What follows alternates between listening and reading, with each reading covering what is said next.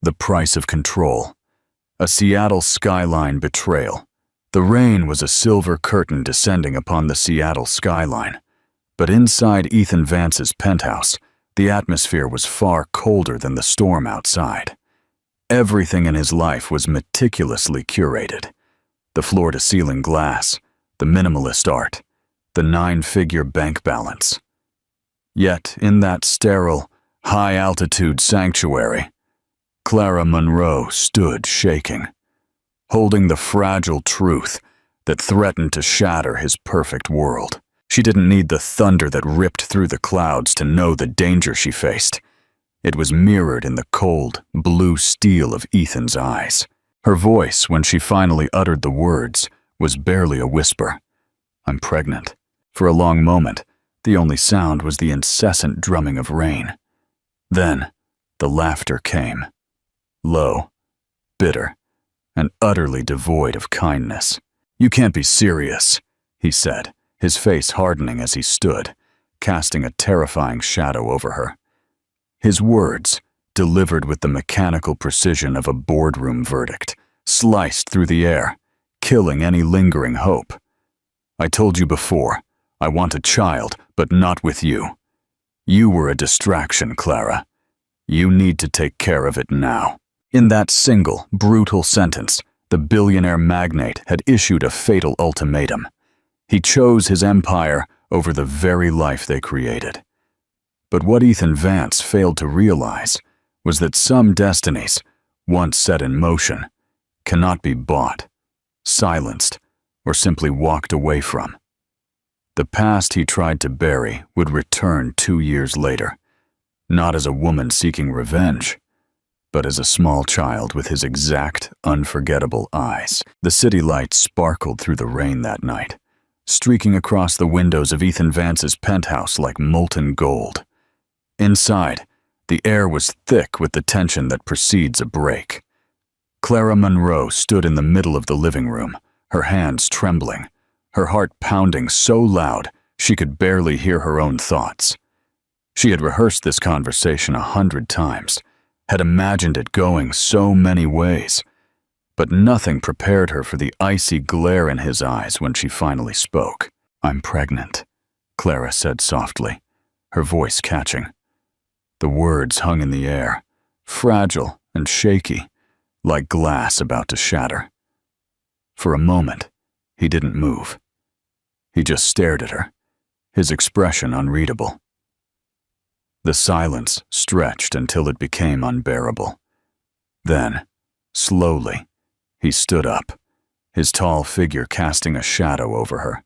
"You're what?" he said, his tone low and controlled. But beneath it, she could hear the danger. "Pregnant. I'm having a baby," she whispered again, clasping her hands to stop them from shaking. She thought that maybe, just maybe, he would move towards her. Maybe he'd smile. Maybe he would touch her cheek as he used to, and say everything would be okay. But instead, he laughed. Not kindly, but bitterly, as if her words had insulted him. "You can't be serious," he said. "Clara, do you have any idea what you're saying? What this means?" She tried to meet his gaze, but his eyes were cold steel. "It means we're having a child, Ethan," she said, her voice shaky but just firm enough to hold itself together. "Our child."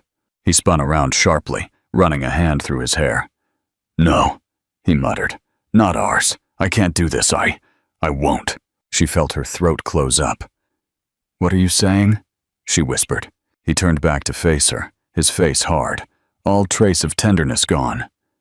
"I told you before," he said, every word a knife. "I want a child, but not with you." The word cut right through her, stealing her breath. For a second, she thought she had misheard him. Her lips parted, but no sound came out. He continued, his voice now colder. "You were a distraction, Clara. That's all. I can't let this ruin everything I've built. My life, my company, my future.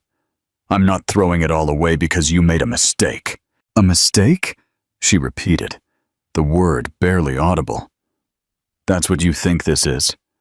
Her chest felt tight, her world collapsing in slow motion. He looked away, his jaw tight, unwilling to meet her eyes. "You need to take care of it," he finally said, his voice distant. "You can't keep it. I'll make sure you're compensated. But this," he gesticulated between them, "this ends now." She stared at him, disbelief turning into horror. "You can't be serious," she said, stepping closer, her voice trembling. "Ethan, please, this is our baby." He flinched as if the word burned him. "Don't call it that," he snapped. "I am not doing this." His anger filled the room like thunder. Clara felt something inside her shatter. The man she had loved, the man she had believed capable of kindness, of warmth, was gone. In his place was someone she didn't recognize, someone who looked at her as if she were nothing more than an inconvenience. Tears blurred her vision, but she refused to let them fall. She wouldn't let him see her crumble. "I thought I knew you," she whispered. "I thought you loved me." He didn't answer. He simply walked toward the door, his movements abrupt, mechanical, as if he couldn't get away from her fast enough. "Don't do this, Ethan," she said, her voice breaking. "Don't make me hate you." He stopped, his hand on the doorknob, but didn't turn around. "Then hate me," he said quietly. "It will make it easier for both of us." The door closed behind him, and the sound echoed like a gunshot. She stayed there for a long time, unable to move, unable to breathe. The apartment suddenly felt huge, the silence heavy, suffocating. The rain outside grew louder, hitting the glass as if wanting to get in. She sank to the floor, clutching her stomach, whispering through her tears, "It's okay, I'm here.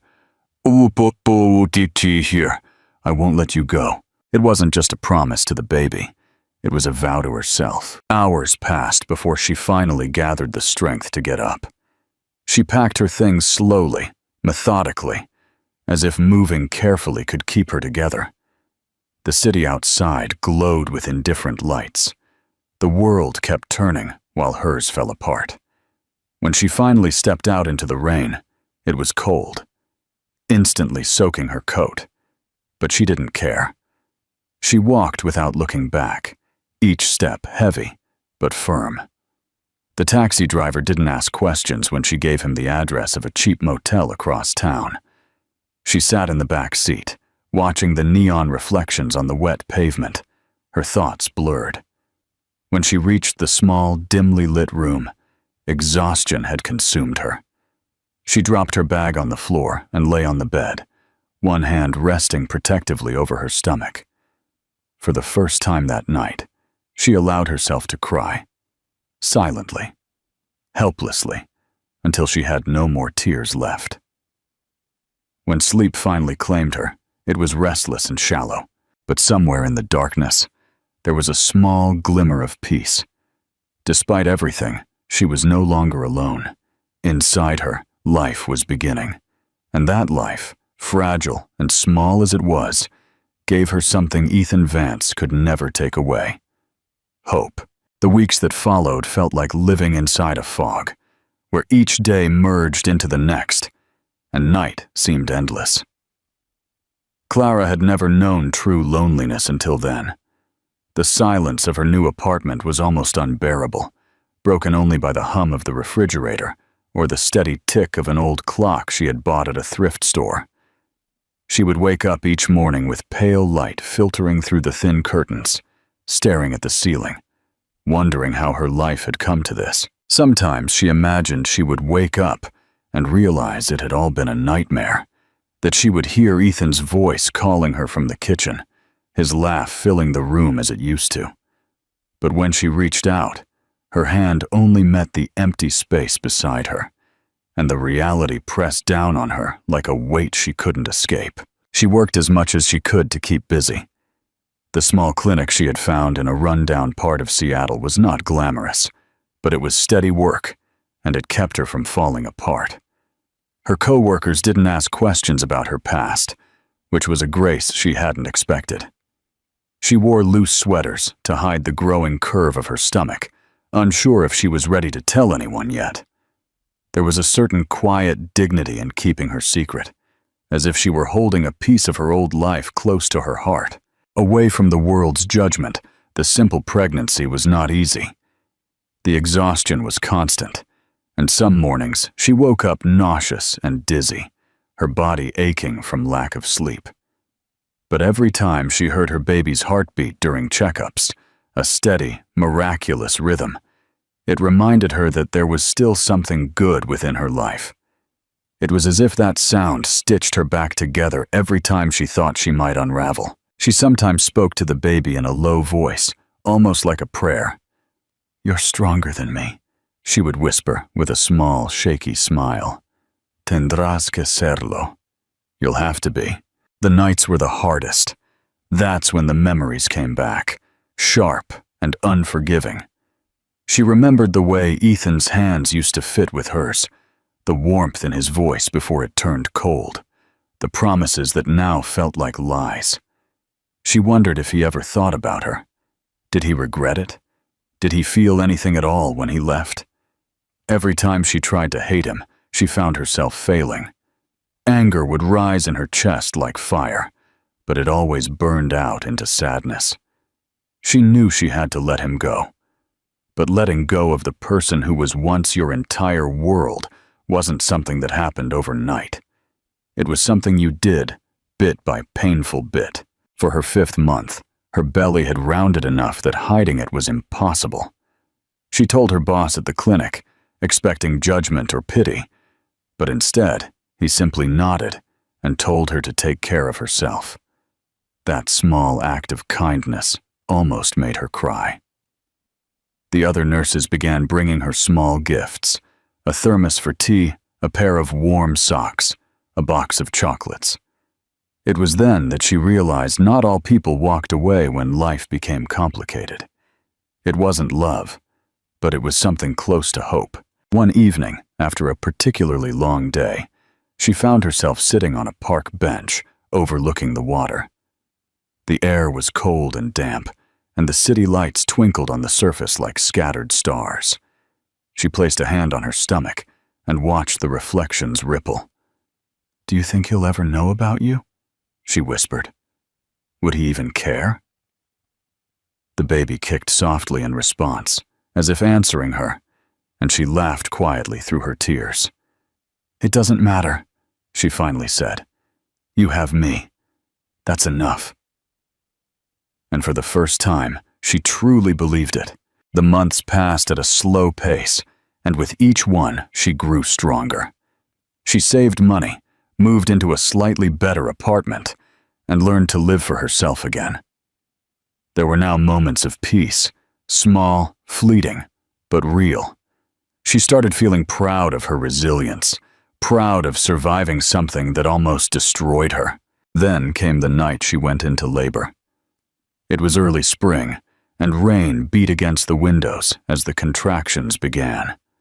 Fear hit her first, a raw, paralyzing fear that she wouldn't make it, that she couldn't do this alone. But then came the thought, clear and firm. She had already done everything alone. She could do this too. She took a taxi to the hospital, clutching her small bag, breathing through the pain as the city flashed by in streaks of wet neon. The nurses were kind, their voices calm and reassuring, but the room still felt too big, too empty, without someone waiting by her side. The pain became unbearable, the waves crashing through her body. But somewhere beneath it all, she found a strength she didn't know she had. Hours later, when the cries finally filled the room, she sobbed silently with relief. The doctor placed a small bundle in her arms, and Clara looked down at her daughter, barely able to breathe. The baby's skin was soft and pink. Her tiny fingers curled instinctively around Clara's thumb, but it was the eyes that disarmed her. Deep, inquisitive gray eyes, so painfully familiar. "Hello," she whispered, wiping a tear from her cheek. "I'm your mom." The baby blinked slowly. Her mouth opened in a tiny yawn, and Clara felt something shift inside her. All the pain, the heartbreak, the loneliness, it was still there.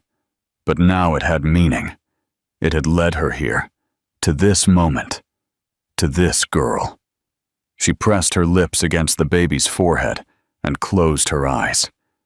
"You are my whole world now," she murmured, "and I promise I will never let anyone hurt you the way he hurt me." When morning came, the storm had passed, and pale sunlight filtered through the window.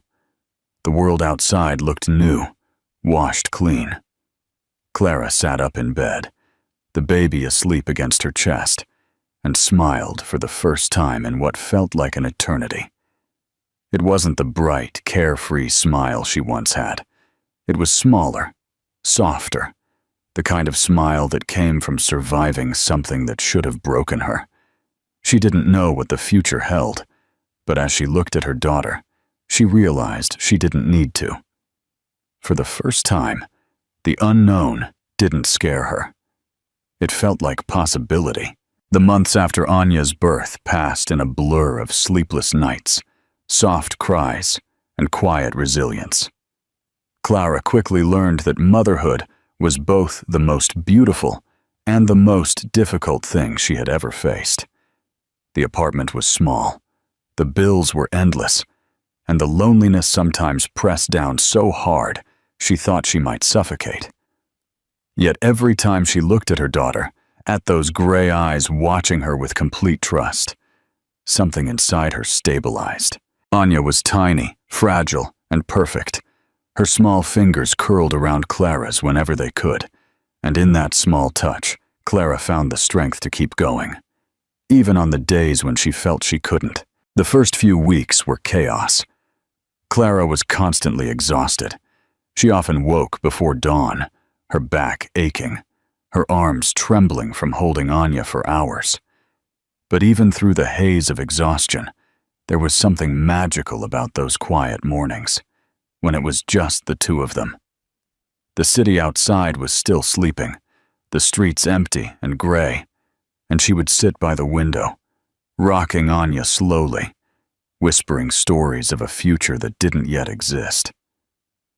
She told her about the ocean she wanted her to see someday, about the flowers that bloomed in spring, about kindness, courage, and love that doesn't hurt. "You'll have all that," she would whisper. "I'll make sure of it." Her days were spent working part-time at the clinic and her nights caring for Anya. She learned to balance bottles in one hand while charting medical notes with the other. She learned to smile even when she wanted to cry. The doctors she worked with respected her quiet determination, though none of them knew her story. Sometimes, when one of the older nurses saw the dark circles under her eyes, she would place a hand on her shoulder and say softly, "You're doing great, honey." Those small moments of compassion kept her going. Money was always tight. She skipped meals more often than she admitted, ensuring Anya had everything she needed. The stroller she used was second-hand. The crib, it was something she'd found online for free, and the baby clothes were donated by a kind patient who had noticed her growing belly. Yet, in that small apartment, surrounded by chipped furniture and hand-me-down blankets, Clara felt something she hadn't felt in a long time. Purpose. Every sleepless night, every tear, every ache meant something now.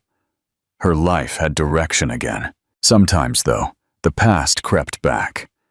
There were nights when she couldn't sleep, when she found herself staring at the ceiling, remembering his voice, his cold words. "I want a child, but not with you." They repeated in her mind like a broken record, and she felt the same sharp pain she had felt the night he kicked her out. But then Anya would stir beside her, her small hand reaching for Clara's, and all the bitterness would fade. She realized that from the cruelest moment of her life had sprung something so pure that it healed her more than time ever could. When Anya turned 6 months old, Clara took her to the park for the first time. It was early morning, the air still cool, the grass shimmering with dew. She spread a small blanket on the ground and laid Anya down, watching her daughter kick her legs happily and try to reach for the sunlight. An older woman, sitting on a nearby bench, smiled at her. "The first one?" she asked kindly. Clara nodded with a shy smile. "You're doing a marvelous job," she said, before returning to her book. That sentence, said so casually, stayed with Clara for weeks. It was the first time someone had told her she was enough. As Anya grew, she became more curious, more alive. Her laughter filled the apartment, echoing off the walls like music.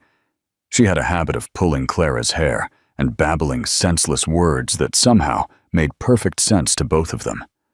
On hard days, Clara would hold her close and breathe in the baby smell of her skin, reminding herself that everything she had endured was worth it.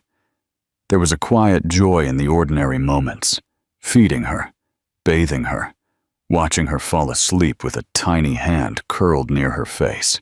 2 years passed almost without her noticing. Clara had built a life around her daughter, a fragile but steady rhythm of work, home, and laughter. She had stopped thinking about Ethan, or at least she told herself she had. Occasionally, when she passed a newspaper or caught a glimpse of financial news on TV, she saw his name mentioned. Still successful, still powerful, still untouchable. She quickly looked away, her heart tightening, but no longer with love, with something closer to pity. He had everything: money, power, respect. But she had something far more precious. She had peace. She had Anya. One night, after a long day at the clinic, she sat with Anya on the sofa, reading a story. Anya's head rested against her chest, her small body warm and heavy with sleep. Clara ran her fingers through her daughter's dark curls and whispered, "You're my miracle, you know." Anya didn't answer. She was already half asleep, but she smiled, a soft, sleepy smile that made Clara's chest fill with love. After putting Anya to bed, Clara stood by the window, looking out at the city. The lights twinkled in the distance, and for the first time, she no longer felt alone. Life wasn't easy, and probably never would be, but she had found strength in places she never thought existed. She had learned that love wasn't something you begged for. It was something you built, something you gave freely without expecting anything in return. And as she stood there, her reflection faint in the glass, she realized she no longer saw the broken woman who had walked out into the rain 2 years ago. She saw someone new, someone stronger, calmer, and filled with a quiet fire. She didn't know that fate was already turning, that her world was about to collide once more with the man she had vowed never to see again. But for now, in that small apartment with her daughter sleeping peacefully in the next room, Clara allowed herself to feel content. The storm had passed, or so she thought. The morning it happened started like any other, quiet and ordinary, the kind of day that felt safe in its predictability. Clara woke before the sun was up, to the faint sound of rain hitting the window. She quietly made coffee so as not to wake Anya, who was still curled up under her small pink blanket. The apartment smelled faintly of vanilla and laundry detergent, the small comforts she had built into her life to keep it warm.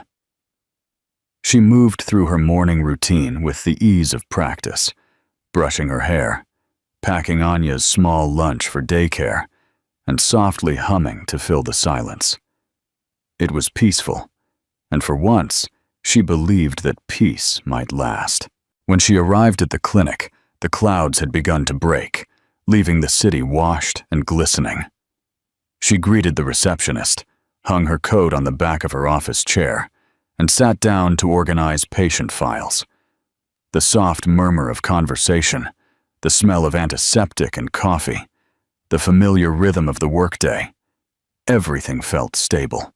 Then, just before noon, the clinic manager walked in with a tall man in a dark suit, his voice carrying that overly cheerful tone people used when they were nervous. "Everyone, this is our new investor," he said. "Mr. Vance will be working closely with us from now on." Her heart stopped. She didn't have to look up to know that name.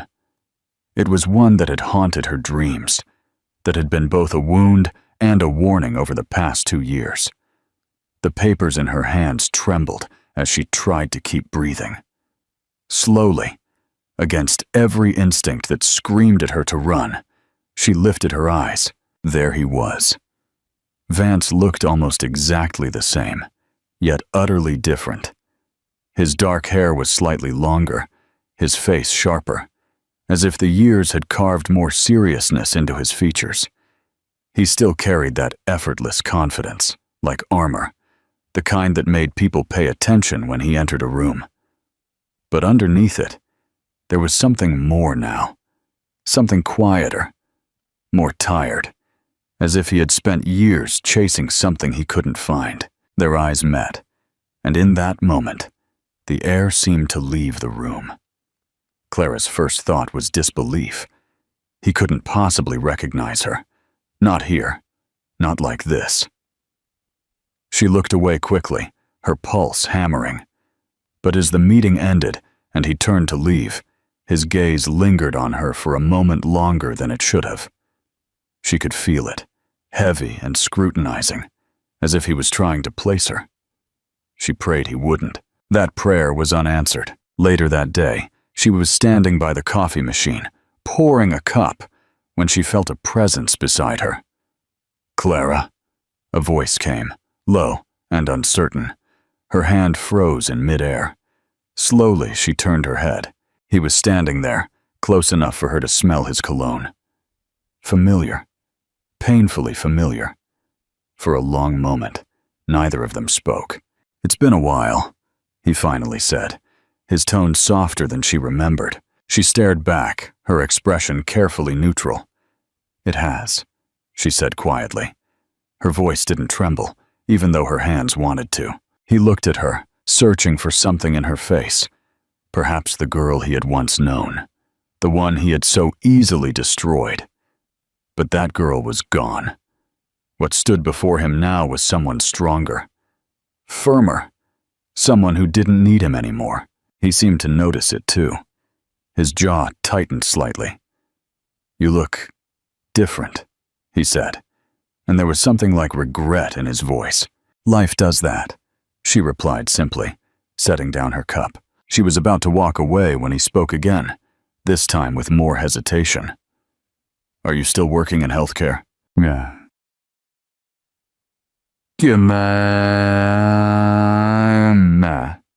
She said. "And I love it." "That's good," he muttered, almost as if talking to himself. Then, after a pause, he added, "Listen." "No," she cut him off, her tone firm. He blinked, surprised. "Don't say anything you don't mean. You don't owe me an explanation, Ethan." For a long moment they stood in silence.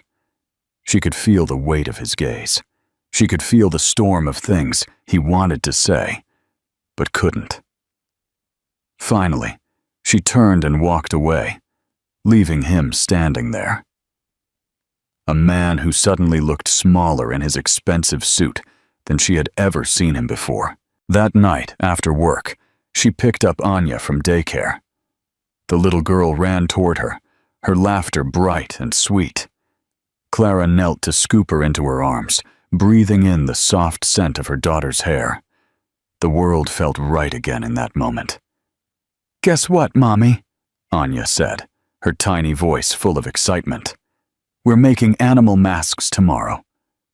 Clara smiled, her heart melting as it always did when Anya smiled. They walked home together, hand in hand, the city glowing golden in the sunset. But as they rounded the corner near the park, Clara gasped. Across the street, standing next to a sleek black car, was Ethan. He wasn't looking at her at first, but when Anya's laughter carried across the street, He turned and froze. For a moment, time stopped. He stared at them, his eyes wide, his expression unreadable. Anya, oblivious to the tension, waved cheerfully, her small hand swinging in the air. He didn't wave back. He was too stunned, his gaze locked on the little girl, her dark curls, her small smile, her unmistakable gray eyes. His own eyes. Clara felt the world tilt, her pulse roaring in her ears, her stomach clenching with panic. She gripped Anya's hand tighter, forcing her voice to stay calm. "Come on, sweetheart," she said softly. "Let's go home." She didn't look back as she crossed the street and hurried home, but she could feel his eyes on her until she disappeared around the corner. That night, after putting Anya to bed, Clara sat in the darkness, staring at the city's quiet glow through the window. She knew what was coming. He had seen. He knew. She didn't know if he would show up tomorrow or the day after, or if he would try to find her again. But she knew one thing for certain. Her carefully constructed world was about to change.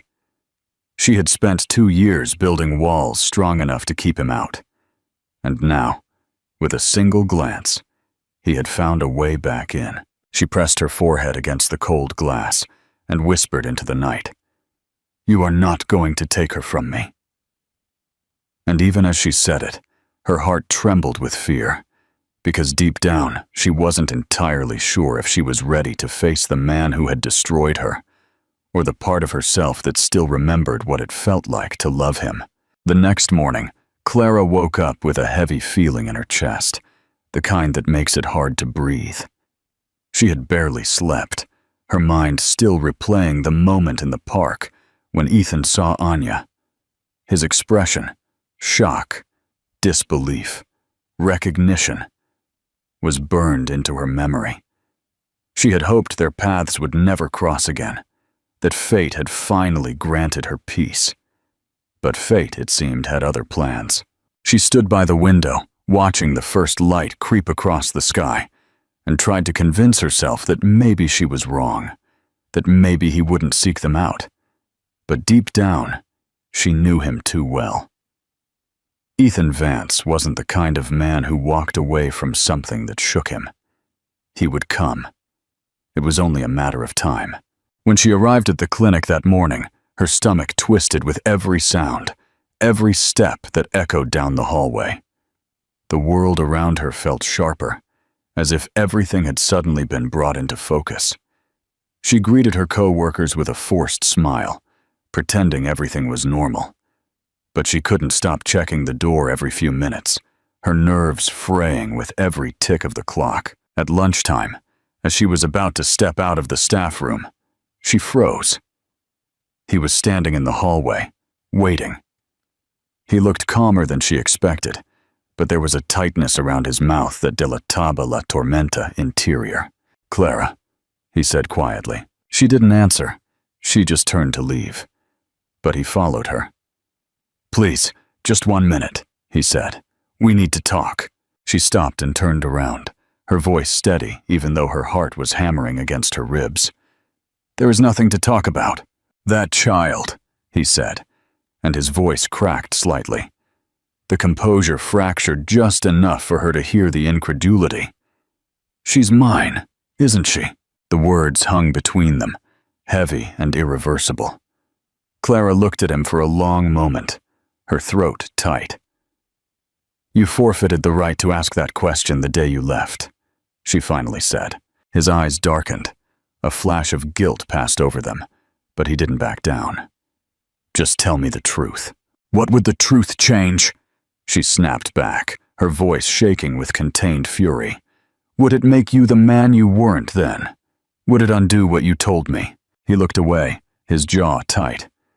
"I made a mistake," he murmured. "I know that now." The bitterness in her laugh startled him. "A mistake? You tossed me aside like I was nothing. You told me you wanted a child, but not with me. That wasn't a mistake, Ethan. That was cruelty." The hallway was empty, except for them, the air thick with everything they had never said. For the first time, He didn't have a comeback. He stood there, silent, hands in his pockets, looking like a man who had just realized he was standing in the ruins of his own creation. After a long moment, she turned to leave, but his voice stopped her. "I want to see her," he said softly. Clara froze. "No," she said immediately. "Absolutely not. You can't keep her from me," he said, stepping closer. "She's my daughter." She spun around, anger flashing in her eyes. "You don't have the right to call her that. You don't know her. You weren't there when she was born, when she cried through the nights, when I couldn't afford diapers and still made it work. You don't have the right to claim her just because you suddenly decided you care." He flinched at her words. She saw something crack behind his composed expression. Shame. Regret. Maybe even heartbreak.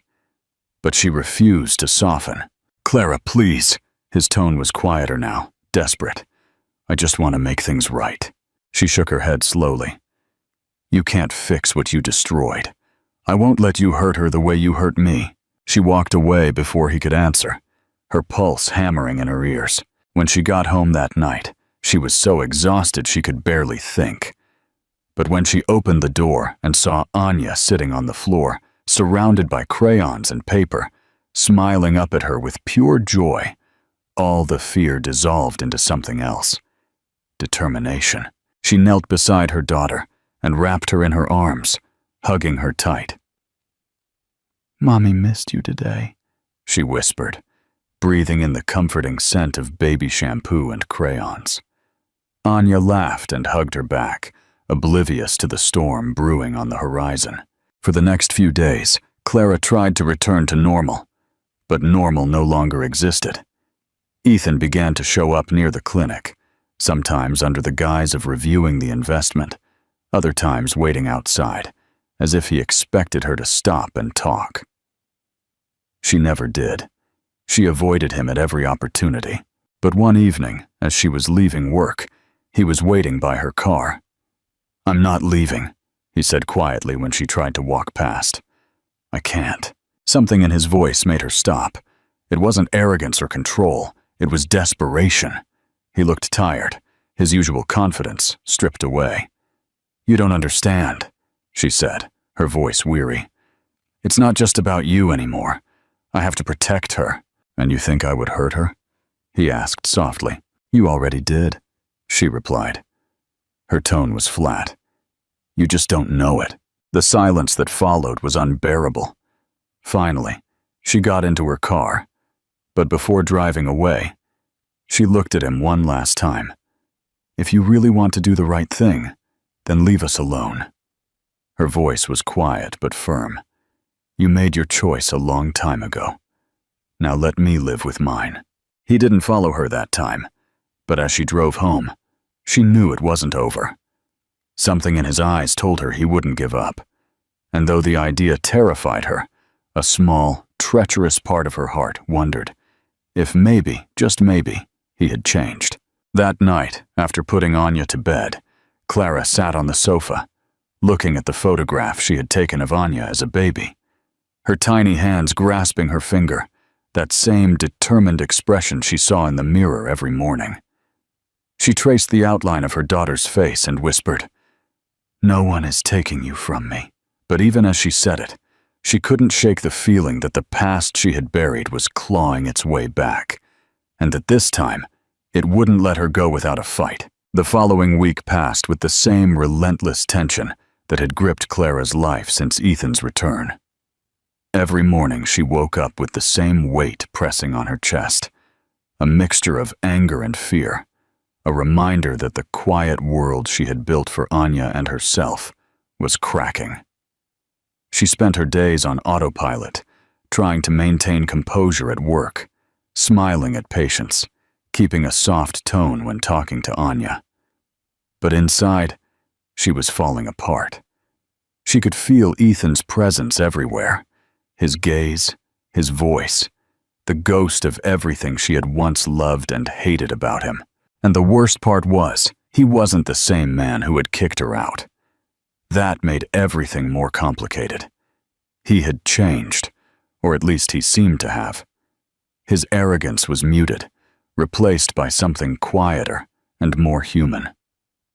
He no longer tried to confront her directly at work.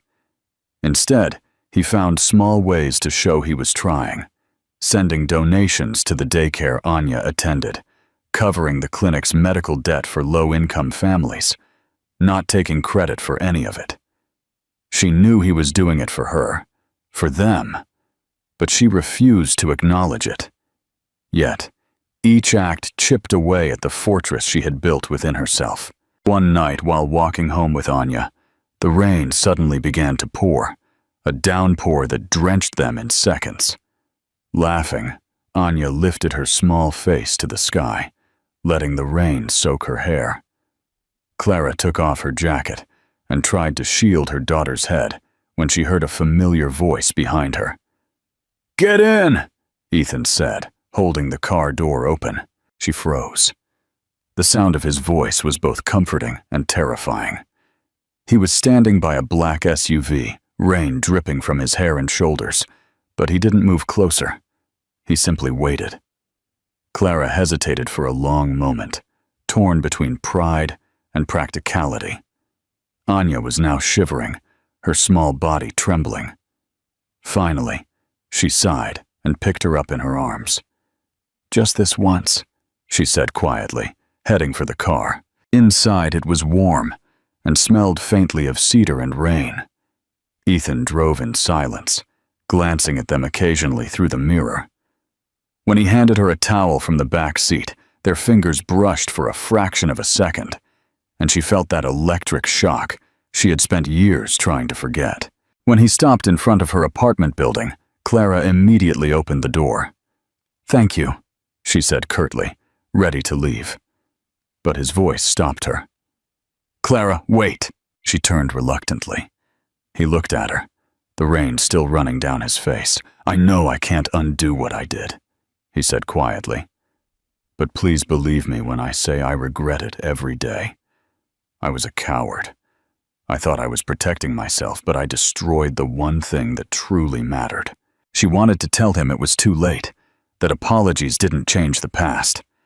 But when she met his eyes, she saw something raw there, something that made her chest ache despite everything. "Ethan, stop," she said, her voice trembling slightly. "You don't have the right to do this now. You don't have the right to come back and pretend you care." "I'm not pretending," he said. "I want to be part of her life." "You think you can just show up and decide that?" she asked, her voice rising. "You weren't there when she needed you. You don't even know what she likes to eat, or how she sleeps, or how she mispronounces the word butterfly every time. You don't know her. You don't know us." He looked at her for a long moment. Then he nodded slowly, accepting her anger. "Then let me learn," he said quietly. The simplicity of his words took her by surprise. For the first time in years, he didn't sound like the man who gave orders and expected obedience. He sounded like a man asking for permission to try. She didn't answer. Instead, she took Anya in her arms. She murmured another quiet, "Thank you," and disappeared into the building. That night, Clara couldn't sleep. She kept seeing his face, hearing his words. She hated that a part of her still wanted to believe him. People didn't change that easily. Yet, the man she had seen in the car wasn't the same one who had broken her. There had been sincerity in his eyes, maybe even love. But she reminded herself of the nights she had spent alone, the tears, the fear, the humiliation of begging him not to leave her. She couldn't risk opening that door again. Over the next few weeks, however, he kept showing up, never intrusively, never demanding. Once she found a small box on her doorstep. Inside was a hand-carved wooden music box with a note that read, "For Anya," from someone who wants to know her favorite lullaby. Another time he waited outside the clinic just to walk her home when the power went out in the city. He didn't speak much. He simply walked beside her in silence, his footsteps echoing in the darkness. One evening, as the city lights reflected on the wet streets, Anya saw him waiting at the door. Her eyes lit up. "Mommy, it's the kind man from the car," she said cheerfully, waving her small hand. Clara froze. Her stomach tightened. Ethan smiled gently at Anya, crouching down to her level. "Hello, Saul," he said softly. "Do you like the music box?" Anya nodded enthusiastically, grabbing Clara's hand. "It plays the sleeping song," she said proudly. "Mommy sings it to me." His smile faltered slightly, and Clara could see the emotion behind his calm expression. That moment, Anya's innocence, his quiet awe, disarmed something within her. For the first time, she saw what it meant to him to realize what he had lost. He wasn't angry or defensive. He was broken by it. She didn't say anything. She just watched as he handed Anya a small paper boat he had folded from a napkin. "For the next rain," he said with a soft smile. Anya giggled and took it. As they walked away, Clara felt tears prick her eyes. The man she had once hated had somehow found a way back to her, not through grand gestures or promises, but through something she hadn't expected. Patience. And although she told herself it didn't matter, that she wouldn't forgive him, something inside her had already begun to shift. She hated how easily the old memories returned, the warmth of his touch, the laughter they once shared, the way he used to look at her as if she were the only person in the world. That night, after putting Anya to bed, Clara stood at the window again, looking at the rain-soaked streets. Somewhere, she knew he was thinking of them too. For the first time, she didn't feel anger. She felt something far more dangerous, a glimmer of hope.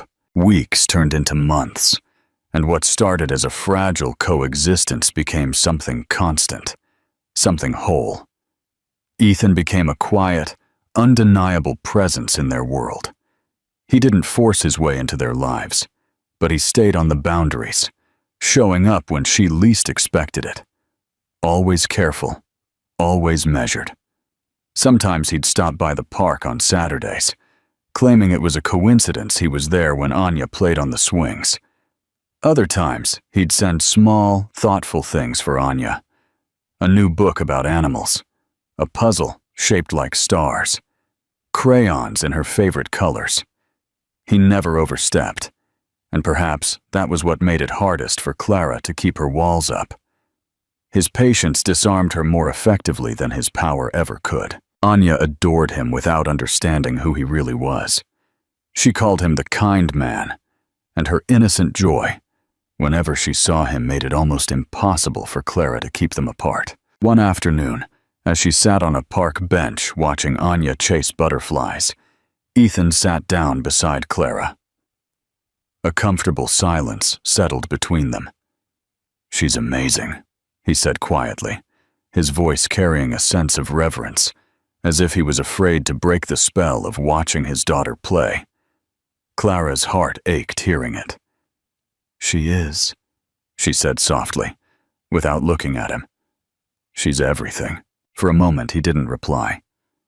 Then he said, "You did all this alone?" His words weren't a question, but a statement filled with awe and regret. She finally turned to him, her expression unreadable. "I didn't have a choice," she said simply. "You took care of that." He nodded slowly, the admission cutting him. "I know," he said. "I was a fool. I thought I could control everything in my life, but I couldn't even understand the one person who truly cared about me." His honesty took her by surprise. It wasn't the rehearsed charm she was used to hearing. This was raw, undefended. She didn't know how to respond, so she said nothing. Over the next few weeks, his presence became a fragile truce between them. He began spending short moments with Anya, with Clara always close by, watching carefully. Once they went to the zoo, a spontaneous trip Anya couldn't stop talking about for days.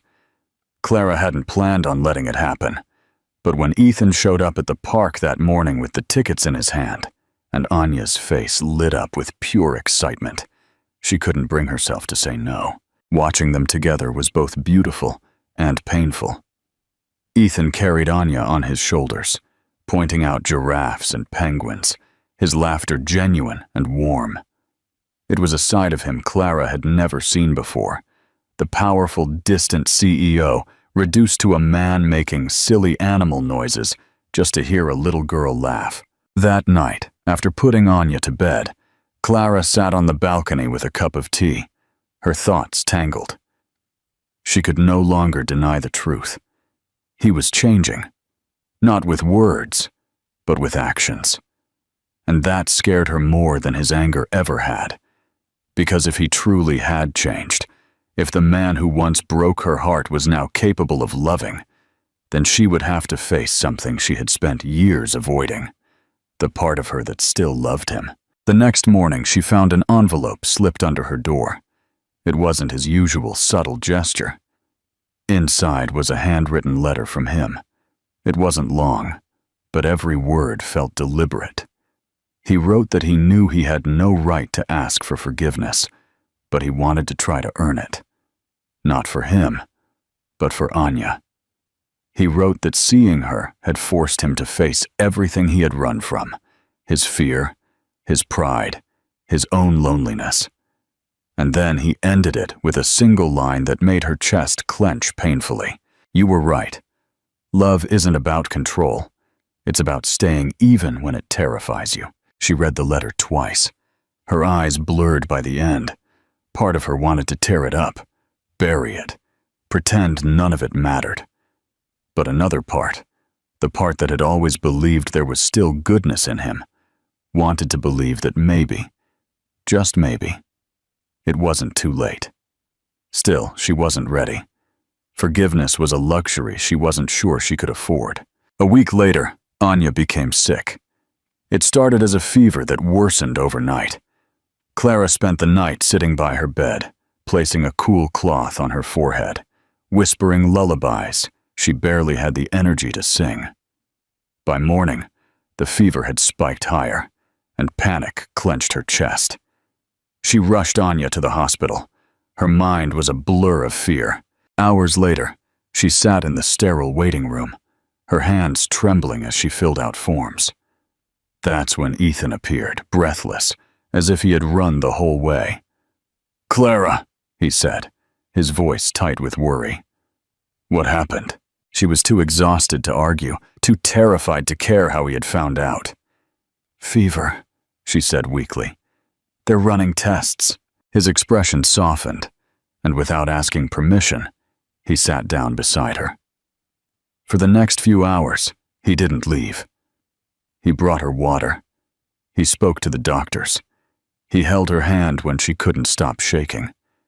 And when Anya finally woke up, groggy but smiling, he was there too, standing quietly at the bedside, his eyes shining with relief. It was in that hospital room, under the harsh fluorescent lights, that something shifted irrevocably between them. Clara saw a man stripped of his pride and ego, a man whose entire world now revolved around a small girl who didn't even know she was saving him. When Anya reached out a tiny hand, murmuring, "Stay," he did. He sat by her bed, gently smoothing the hair from her forehead as she drifted back to sleep. Clara watched in silence, her heart opening in ways she hadn't expected. Later that night, after Anya was resting, Ethan walked Clara to the hallway. His voice was barely a whisper. "I know you don't trust me yet, but I need you to know I'm not going anywhere." She looked at him, exhaustion etched all over her face, and said quietly, "You said that once before, and I failed," he replied. "But this time, I'm not running. Even if you never forgive me, I will still be here." For the first time, she believed him. She didn't say it out loud, but deep down, something inside her softened. The man who had once left her in the rain had returned. Not to take, not to control, but to stay. And that, more than any apology, was what she had been waiting for. The months passed after that night in the hospital, and everything began to change in quiet, implied ways. Ethan became a constant presence, no longer lurking at the edges of their lives, but slowly becoming a part of them. He didn't force it. He earned it, piece by piece, through the patience and humility Clara would never have believed him capable of. Every morning he called to ask how Anya was feeling, and every weekend he asked if he could see her. Sometimes Clara said yes, sometimes no, but he never pressed. When he did come, he spent hours on the floor building block towers, letting Anya knock them down and laughing when she shrieked with delight. There was a gentleness about him now, one that made it harder for Clara to hold on to her anger. She had built her life around the pain he caused, and now that pain was slowly unraveling into something she wasn't quite sure how to name. One afternoon, he came to the park where Clara and Anya were feeding the ducks by the pond. The air was crisp, the sky soft with early spring light. He brought coffee for Clara and a paper bag of small breadcrumbs for Anya. "You didn't have to," Clara said, though she accepted the cup. "I know," he replied, smiling faintly, "but I wanted to."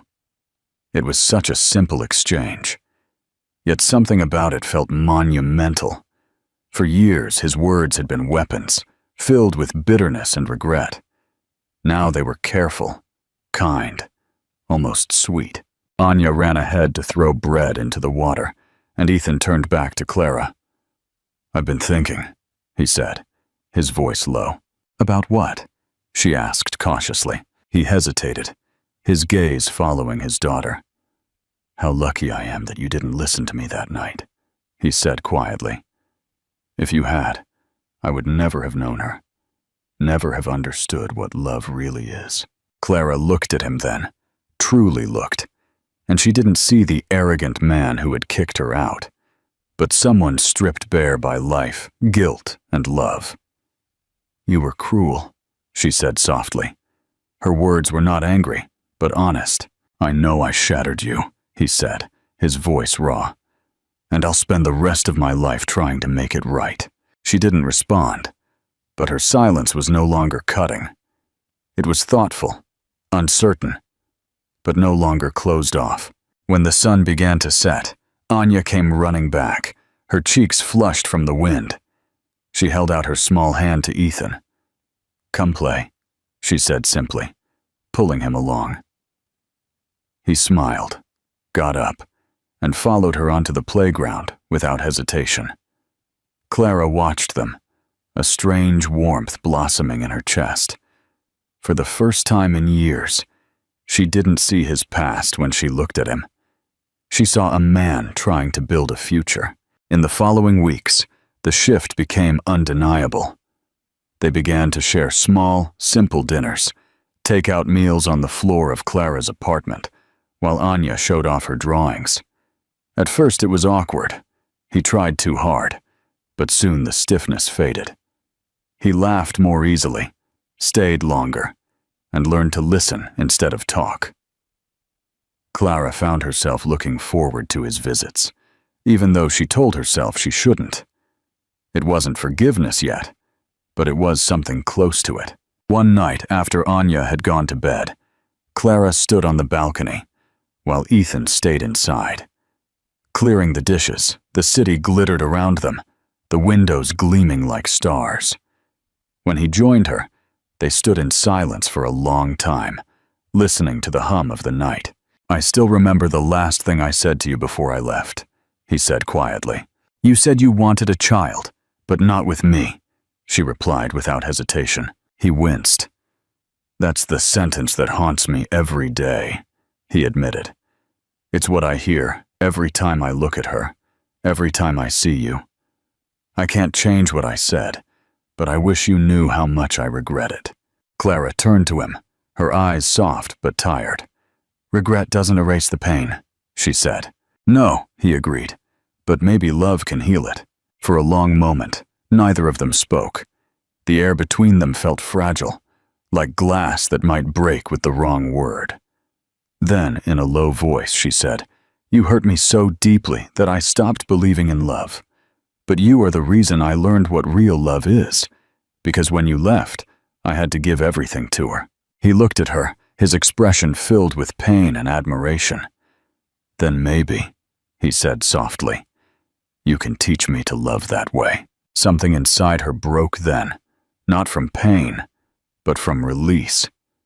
Years of bitterness melted away, leaving only exhaustion and a strange, aching peace. She didn't say yes. She didn't forgive him. Not yet, but she didn't push him away either. They stood there in the quiet, their shoulders slightly touching, both looking out at the city, which had once swallowed their history and was now a silent witness to their rebirth. Weeks turned into months, and what began as a fragile coexistence became something steady, something whole. Ethan became a part of their daily lives, not as the man who had abandoned them, but as a father who was learning, slowly, to love unconditionally. He picked Anya up from daycare, learned how to braid her hair badly, and stayed up late helping her build block castles that never stood straight, but always made her laugh. Clara sometimes watched them from across the room, her heart full and terrified all at once. One evening, as they walked home together, with Anya clutching both their hands, she looked up and said innocently, "Mommy, do you love the kind man? Do you love—" The question hit Clara like a gust of wind, stopping her in her tracks. Ethan froze too, his gaze locked on her. For a moment, she didn't know how to answer. Then she knelt down, brushing a lock of hair from Anya's face. "I love both of you very much," he said softly.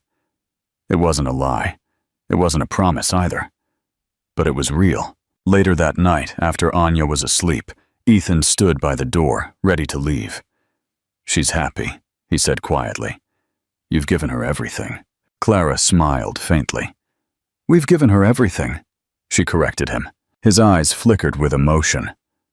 "Do you think there's a chance?" he asked slowly. "For us to start over, not from where we were, but from who we are, Hannah." She looked at him for a long moment, her heart heavy with everything they had endured. Then she nodded. "Just a chance, maybe," she said, her voice trembling. "But don't rush it. Let it grow." He smiled then, a small, genuine smile that reached his eyes. And for the first time in years, Clara wasn't afraid of him. As he left, she stood at the window, watching him walk down the quiet street until he disappeared into the night. Behind her, Anya stirred in her sleep, murmuring something soft. Clara turned and looked at her daughter.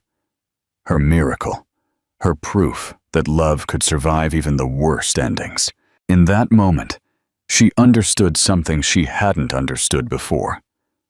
Sometimes, the people who break us aren't meant to be erased. Sometimes they are meant to come back, changed, to show us that healing doesn't come from forgetting the pain, but from facing it and choosing love anyway. And as the night wrapped around the city, Clara finally allowed herself to breathe again.